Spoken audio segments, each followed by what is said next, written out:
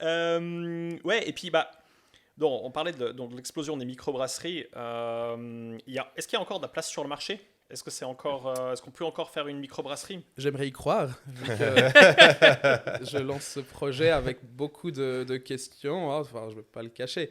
C'est pas tous les jours facile. Honnêtement, euh, en fait, il y a les petits comme nous, pour simplifier la chose. Il y a les moyens, ceux qui sont là depuis maintenant quelques années, qui ont réussi à prendre des parts de marché, qu'on voit un petit peu partout, qui font de la bonne bière, qui ont un super capital sympathie.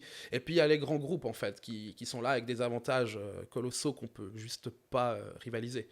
Donc, on doit en fait, faire un bon produit, ça ne suffit pas du tout. C'est une base, c'est-à-dire tu n'as pas un bon produit, n'essaye même pas, d'après moi. C'est comme ça que je vois la chose. Il faut justement trouver d'autres cartes à jouer pour se faire sa place. Et voilà, nous, c'est là où on veut venir avec cette idée d'événement, de créer un petit peu plus que de la bière pour grandir et puis essayer de perdurer dans ce milieu. Mais ouais, c'est méga compliqué en fait. Très souvent, on va avoir des établissements qui goûtent nos bières, qui sont super enthousiastes et qui nous font des bons retours, mais qui ont les mains liées parce qu'ils ont des contrats d'exclusivité Mm. ou ce genre de choses. Et nous, on ne peut pas offrir des ristournes, des installations de bars comme des grands groupes peuvent le faire. Mm. Donc, je pense que le problème que j'ai, c'est le problème que plein de microbrasseries rencontrent en ce moment. Et c'est quoi ton rapport avec les autres microbrasseries? C'est des concurrents ou bien vous voyez tous comme étant dans le même bateau? Ou Euh, Moi, je trouve que c'est vraiment une compétitivité très saine, en fait. Euh, on s'entraide énormément, on échange beaucoup, on est effectivement dans le même bateau. Chacun joue ses billes, mais si on peut aider les copains, on le fait toujours. Moi, Mm. j'ai rarement vu ça dans un milieu. En fait, vraiment, c'est très bienveillant, en fait. Et, et même les brasseries qui sont déjà un petit peu plus grandes, qui ont d'autres moyens que nous, c'est les premières à nous filer un coup de main quand elles peuvent le faire, en fait. Donc ouais, c'est assez cool. C'est bienveillant. Ouais, de ce Et- que j'ai pu rencontrer, en tout cas. Hmm. Est-ce qu'il y aurait un intérêt sur le plus long terme à... je réfléchissais à ça tout à l'heure, à ce que les microbrasseries s'allient entre elles pour former une espèce de macro-brasserie quelque part avec du coup un éventail très très large. Je ne sais pas quel modèle ce serait, des coopératives ou quelque chose comme ça, Mhm. pour justement euh, voilà, que cette compétition soit enfin les effets positifs de cette compétition puissent être enfin bénéficier à chaque acteur. On y a déjà Mm. pensé et on en a déjà parlé avec 3-4 autres brasseries. C'est un petit peu un... C'est pas vraiment un projet parce que à part en parler, on n'est pas allé plus loin. Mais ça serait intéressant sur beaucoup de plans, Mm. effectivement. Ce serait cool. En fait, ça nous permettrait d'être plus forts.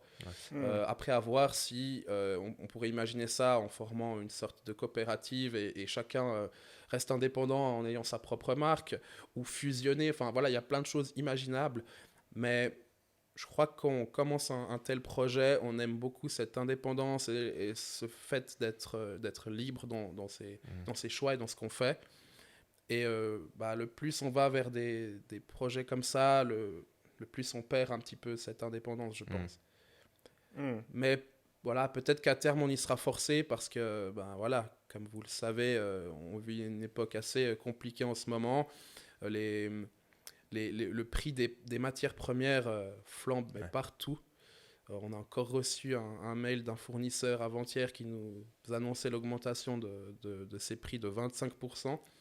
Même fournisseur qui avait augmenté ses prix en début d'année. Mm. Donc en Mm. fait, on commence à se dire, mais comment on va s'en sortir, quoi?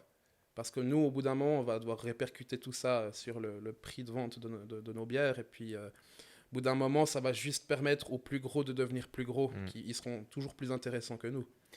Et dans le domaine des bières plus de niche, que font les grands groupes? Est-ce que c'est une menace ou bien il reste dans les bières conventionnelles C'est une bonne question parce que ça, c'est quelque chose qui nous fait énormément rire avec les collègues brasseurs.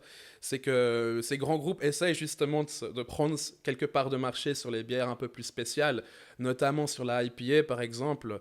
Et en fait, on va faire des campagnes publicitaires où on va mettre des jeunes avec une petite chemise de bûcheron en train de mettre quelques cônes de houblon dans une cuve et on va labelliser ça en étant une IPA toute locale. Et nous, on est curieux, donc on va goûter ça. Et puis voilà, ça nous fait bien rire, en fait. C'est pas, ils y arrivent pas encore. Ils pourraient y arriver avec les moyens qu'ils ont, mais on a bien compris qu'en fait, c'était simplement... c'était juste de la communication, de la publicité sur un produit quasi déjà existant, à peine retouché. Et puis voilà, en fait. C'est pas du tout leur marché. Hein. C'est simplement qu'ils vont s'étendre le plus possible. Donc pas du tout une menace, a priori, pour les microbrasseries. En termes de goût et de qualité de produit, je pense pas. Mais le problème reste le même, c'est-à-dire qu'un établissement qui se voit offrir une IPA d'un grand groupe qui répond aux critères, c'est-à-dire c'est marqué que c'est une IPA, c'est quand même un peu plus floral, fruité, et c'est à des prix dérisoires, ça pourra souvent pencher dans la balance, quoi.